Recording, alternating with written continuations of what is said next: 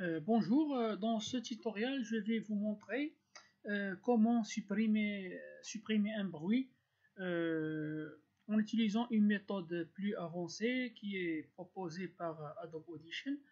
Normalement, dans la méthode standard qu'on a utilisée dans le tutoriel précédent, on a vu comment utiliser l'outil de sélection et on a répété, on doit chaque fois localiser le bruit et on va le supprimer d'une façon répétitive. Mais s'il s'agit d'un morceau, par exemple, d'une heure ou 2 heures, on ne peut pas répéter cette procédure. Donc ce sera pénible. Et aussi, on ne peut pas, si par exemple le bruit se trouve dans différents endroits, donc il est impossible de les localiser sur tout le morceau. Donc qu'est-ce qu'on va faire?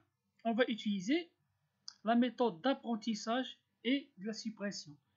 Donc la première chose, je vais importer le fichier sur lequel on va travailler. Donc voilà, Removing Beeping Car.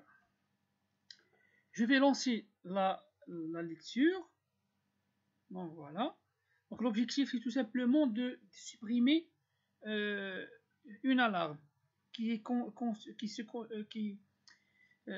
comporte plusieurs bips. Donc je lance la lecture. Donc voilà. Voilà.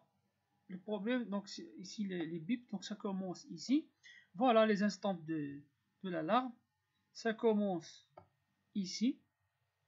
Et ça se répète plusieurs fois. Donc chaque spectre rectangulaire, ça représente le spectre du bip.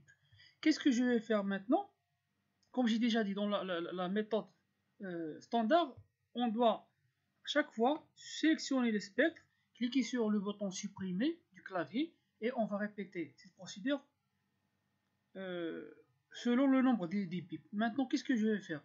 Je vais sélectionner le bip,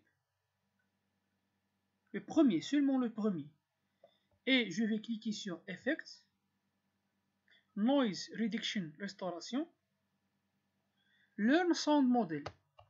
Donc, Learn Sound Model, c'est-à-dire Adobe Audition va mémoriser le spectre du premier bip qui se répète plusieurs fois. Donc, je clique sur OK. Donc, voilà maintenant le bip, ou le spectre du bip est mémorisé. Maintenant, je sélectionne tout le morceau parce qu'on va maintenant supprimer le bip durant tout le morceau. Donc, je clique sélectionner tout pour que l'effet de la suppression s'applique sur tout le morceau. Maintenant, une fois sélectionné, je clique une deuxième fois sur Effect, Noise Reduction et Sound Remover Process.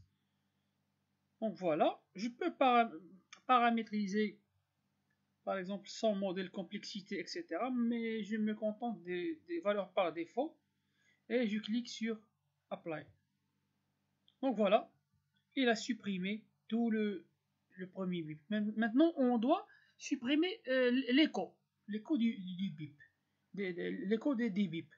Je répète donc la même procédure. Je sélectionne, voilà, premier bip, l'écho du premier bip.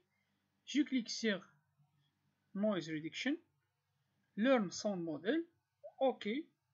Je sélectionne tout le morceau, c'est-à-dire je vais appliquer la suppression sur tout le morceau, et Effects, Noise Reduction, Sound Remover, et je clique sur appliquer, et voilà.